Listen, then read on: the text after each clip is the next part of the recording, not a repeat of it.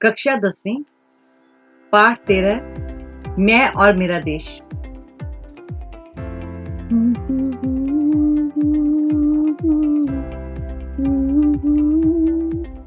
जरा याद करो कुर्बान है मेरे वतन। माँ, क्या बना रही हो आज लंच में? आज बना रही हूँ आलू भाजी और पूरी। ओह, मजा आ गया माँ। प्लीज थोड़ा सा हलवा भी बना दो। हाँ जरूर। माँ, तुम्हारे हाथ का खाना दिल करता है चूम लूं इन हाथों को। चल चल, मस्का मत लगा अब। माँ, मैं अब यहाँ नहीं रह सकती। कहाँ? इंडिया में। क्यों? बस माँ, वापिस ही जाऊंगी। तुम तो सिर्फ मीडिया की मास्टर्स करने गई थी बेटा, और तू जिस दिन वापस आई थी उस दिन कह रही थी अब नहीं जाऊंगी, यहीं जॉब करूंगी। फिर ये सब कैसे? माँ, कितना बुरा हाल है इंडिया का। बेटा, यहीं पैदा हुई हो, यहीं पे पढ़ी हो, बड़ी हो, ये तुम्हारा देश है। 2 साल विदेश में क्या लगा आई, अब इंडिया बुरा हो गया? नहीं माँ, ये बात नहीं। हाँ, पली बड़ी तो यहीं पर हूँ, पर अब तक कोई दूसरा देश देखा नहीं था ना। अब फर्क पता चलता है।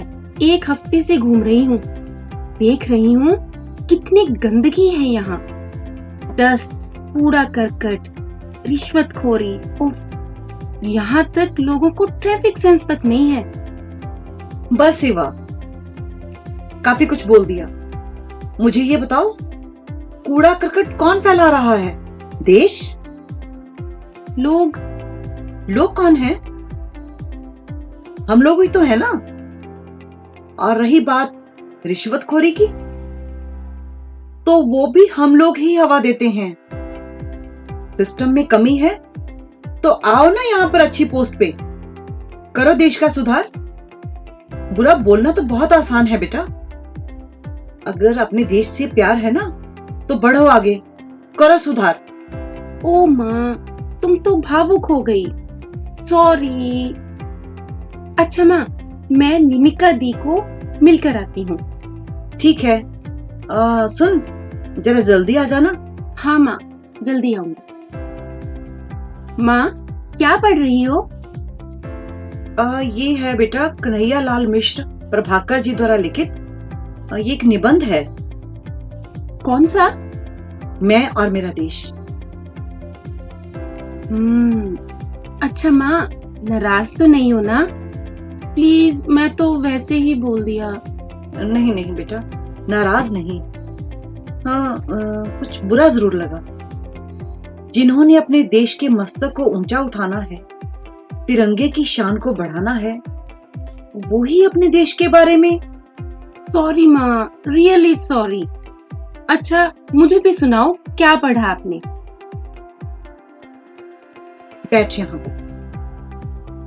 बेटा, मनुष्य एक सामाजिक प्राणी है। लेखक कहते हैं कि मैं अपने घर में जन्म लेकर, पलकर, पड़ोस में खेलकर, फिर समाज के सुख दुख में काम आकर समाज का एक हिस्सा ही बन गया था।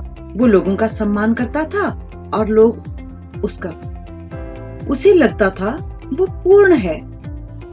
मगर एक बार उसे कोई ऐसा महान व्यक्ति मिलता है जिसकी बात से लेखक को ऐसे लगा मानो कोई भूकंप आ गया। भूकंप? बात से? हाँ बेटा, ये भूकंप था मानसिक भूकंप। मानसिक भूकंप माँ?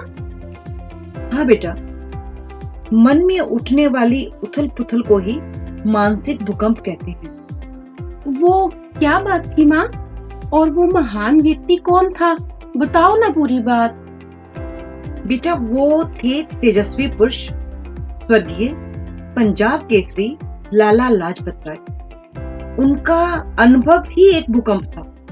उनका अनुभव भूकंप? हाँ बेटा, ये उस समय की बात है जब हमारा देश गुलाम था। उस समय एक बार जब लेखक को लाला लाजपत राय जी से मिलने का मौका मिला तो उन्होंने लेखक को अपना अनुभव बताया कि मैं संसार भर में बहुत से देशों में घूमा हूँ, मगर हर समय भारतवर्ष की गुलामी की लज्जा का कलंक मेरे माथे पर लगा। तब लेखक की पूर्णता अपूर्णता में बदल गई। इसलिए बेटा, आपका देश ही आपकी पहचान है, उसकी विजय आपकी विजय है, उसकी तरक्की में ही आपकी तरक्की है। माँ, मुझे लगता है आप नाराज हो। नहीं, मैं नाराज नहीं हूँ। नहीं बेटा, नाराज तो नहीं हूँ। आजकल सभी नवयुवक जब ऐसी बातें करते हैं ना तो तकलीफ होती है कि हमारे नौजवान किधर को जा रहे हैं, क्या सोच है उनकी। ये सोच देश के लिए खतरनाक है बेटा। ओ माँ, ऐसी बात नहीं है। हाँ बेटा, ऐसी ही बात है। तुम्हें पता है, हमें ऐसा कोई काम नहीं करना चाहिए जिससे हमारे देश के सम्मान को धक्का पहुंचे। माँ, एक आम इंसान इतने बड़े देश के लिए भला क्या कर सकता है? ये तो बात है।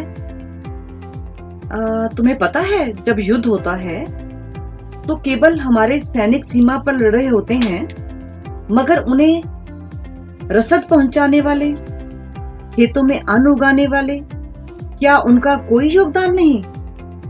या जो देश के नारे लगाते हैं, हमारी सेना का मनोबल बढ़ाते हैं, उनका कोई योगदान नहीं होता? होता है माँ।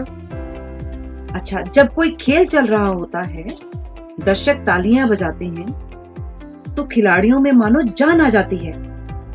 इसी तरह कोई कितना भी साधारण नागरिक क्यों ना हो, अपने देश के सम्मान की रक्षा के लिए बहुत कुछ कर सकता है बेटा। तुम्हें एक बार की बात बताती हूँ। महान संत स्वामी राम तीर्थ जी एक बार जापान गए। वे रेल में यात्रा कर रहे थे। उस दिन उनका व्रत था तो उन्होंने केवल फल ही खाने थे, मगर उन्हें वहां कहीं अच्छे फल नहीं मिले। एक स्टेशन पर उनकी गाड़ी रुकी तो अचानक उनके मुंह से निकला कि जापान में शायद अच्छे फल नहीं मिलते। ये बात वहां प्लेटफॉर्म पर खड़ा एक जापानी युवक सुन रहा था। वह जल्दी से भागकर गया और ताजे फलों की एक टोकरी लेकर आया और उसने वो टोकरी स्वामी रामतीर्थ जी को दे दी। रामतीर्थ जी ने सोचा शायद कोई फल बेचने वाला है। उन्होंने मोल पूछा तो उस युवक ने पता क्या कहा? क्या कहा माँ? उसने कहा, अगर आप इसका मूल्य देना चाहते हो तो वो ये है कि आप अपने देश में जाकर किसी से ये ना कहिएगा कि जापान में अच्छे फल नहीं मिलते। ओह माय गॉड, अपने देश के लिए ये सब? हाँ बेटा, और इसके उलट एक घटना और सुनाती हूँ। एक बार किसी दूसरे देश का युवक जापान में स्टडी करने गया हुआ था। वो एक बार गवर्नमेंट लाइब्रेरी से एक किताब इशू करवाता है। उस किताब में कुछ ऐसी पिक्चर्स थी जो दुर्लभ थी, मतलब मुश्किल से मिलती थी। उसने वो पेपर्स उस बुक में से निकाल लिए, किताब वापस कर दी। किसी जापानी विद्यार्थी ने ये सब देखा और उसने लाइब्रेरी में इसकी सूचना दे दी। पुलिस बुलाई गई।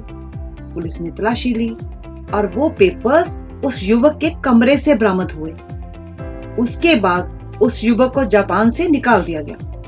यहाँ तक कि उस लाइब्रेरी के बाहर बोर्ड पर लिख दिया गया कि इस देश का कोई निवासी इस लाइब्रेरी में प्रवेश नहीं कर सकता। माँ, वो कौन से देश का युवक था? बेटा, ये बताना लेखक ने उचित नहीं समझा, क्योंकि उस युवक की इतनी सी गलती ने उसके देश के माथे पर कलंक का टीका लगा दिया। अच्छा, तुम बताओ, इस कहानी से क्या पता चला? माँ, यही कि हर एक नागरिक की अच्छाई और बुराई का फल उसके देश को भी मिलता है। हाँ बच्चे, जैसे हम अपनी छोटी छोटी बातों पर ध्यान देते हैं ना, वैसे ही देश के प्रति भी सजग रहें अपने अधिकारों के साथ साथ अपने कर्तव्यों का भी ध्यान रखें। अब मैं तुम्हें भावना से जुड़ी एक कहानी सुनाती हूँ। महान कमाल पाशा अपने देश तुर्की के राष्ट्रपति थे। उनकी वर्षगांठ बहुत धूमधाम से मनाई गई। लाखों रुपए के उपहार उन्हें भेंट किए गए। रात को प्रोग्राम खत्म हो गया। कमाल पाशा अपने भवन में चले गए। इतने में बहुत रात को एक देहाती बूढ़ा उनके लिए वर्षगांठ का उपहार लेकर आया और सेक्रेटरी से मिन्नतें करने लगा कि मैं 30 मील दूर से पैदल चलकर आया हूं, मुझे राष्ट्रपति जी से मिलने दीजिए। तो चलो जैसे तैसे राष्ट्रपति जी तक सूचना भेजी गई तो कमाल पाशा अपने विश्राम बस्तर में ही नीचे उसे मिलने आए। तो क्या देखते हैं, मिट्टी की छोटी सी हंडिया में पाव भर शहद था जो उस बूढ़े ने स्वयं अपने हाथों से निकाला था। कमाल पाशा उस किसान की भावना से बहुत खुश हुए और वहीं पर उंगलियां भरकर उस शहद को चाटने लगे और अपने हाथों से ही बूढ़े को भी खिलाया। सच? तुर्की के राष्ट्रपति कमाल पाशा बहुत अच्छे इंसान थे।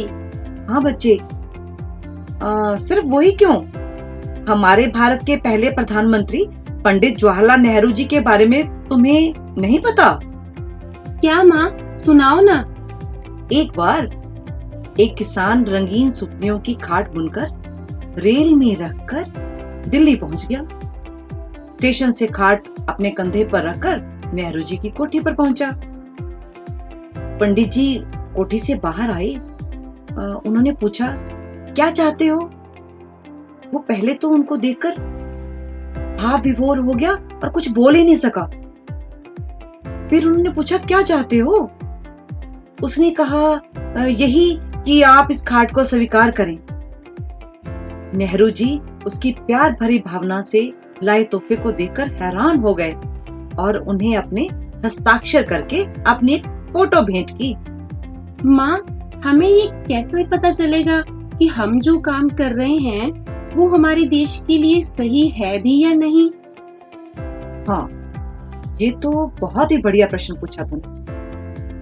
बेटा, लेखक कहता है कि हमारे देश को दो बातों की सबसे पहले और सबसे ज्यादा जरूरत है। वो दो बातें हैं, एक है शक्तिबोध और दूसरा है सौंदर्यबोध। बस इतना ध्यान रहे कि हमारा कोई भी काम ऐसा ना हो जिससे हमारा देश कमजोर हो। वो कैसे? जैसे आज तुम कर रही थी। माँ, मैंने क्या किया? तुम कह रही थी ना, यहाँ पर गंदगी है, यहाँ पर भ्रष्टाचार है, यहाँ ये नहीं है, वो नहीं है। दूसरे देशों से तुलना कर रही थी ना अपने देश की। इससे तुम अपने देश को हीन और दूसरे देशों को श्रेष्ठ सिद्ध कर रही थी। ओहो माँ, बस भी करो, इससे क्या होता है? सच ही तो कह रही थी मैं। बेटा, इससे तुम अपने देश के शक्ति बोध को भयंकर चोट पहुंचा रही थी और इवा तुम्हारे हाथों मेरे देश का मानसिक बल कम हो रहा था। वो कैसे? तूने शल्य की कहानी सुनी है? नहीं माँ। महाभारत के युद्ध में भगवान कृष्ण के कहने पर शल्य महाबली कर्ण का सारथी बना। कर्ण जब भी विजय की घोषणा करता, हुंकार भरता, उसी समय शल्य अर्जुन की अजयता का उल्लेख कर देता। इसके द्वारा उसने कर्ण के आत्मविश्वास को तोड़ दिया और सबसे बड़ा यही कारण था कि अर्जुन की विजय हुई और कर्ण की हार। वो तो ठीक है माँ, चलो मैं नहीं कहूंगी कुछ, मगर वो जो मैंने आज सड़क पर केले के छिलके, घर के बाहर कूड़ा देखा, युवक गंदे गंदे शब्दों का प्रयोग कर रहे थे, दफ्तर, गली, जगह जगह पान की पीक फूंककर गंदगी फैलाई हुई थी, उसे देखकर तो। हाँ बेटा, यही लोग तो हमारे देश के सौंदर्य बोध को नुकसान पहुंचाते हैं। ये हमारे देश के ही लोग हैं ना, जो हमारे देश की संस्कृति को गहरी चोट पहुंचा रहे हैं। माँ, इसके लिए अपने देश के सौंदर्य बोध और शक्ति बोध को बचाने के लिए हमें क्या करना चाहिए? देश से भागना इसका हल नहीं है बेटा। अपने ही देश में रहकर जैसा आप अपना देश चाहते हो उसे वैसा बनाने का प्रयत्न करें। भ्रष्टाचार मिटाने, रिश्वतखोरी मिटाने की कोशिश करें। इसके लिए हमारे नेता भी तो अच्छे होने चाहिए ना माँ, जिन्होंने देश का संचालन करना है। हाँ, तो चुनाव में सोच समझकर मतदान करें ना कि किसी दबाव में आकर या गलत प्रभाव में आकर। ये हमारे देश के हर नागरिक का कर्तव्य है कि जब भी चुनाव हो ठीक मनुष्य को अपना मत दें, ताकि कोई भी गलत व्यक्ति नेता बनकर मेरे देश का नुकसान ना कर सके। हाँ माँ, ठीक कहती हो तुम। माँ, मैं अब यही रहूंगी अपने देश में। मैं मीडिया में आकर इन सब मुद्दों पर प्रकाश डालूंगी और देश के लोगों की आंखें खोलूंगी। थैंक यू माँ। हाँ, शुक्र है समय पर तुम्हारी आंखें खुल गई। चलो अब मेरे साथ गाना गाओ।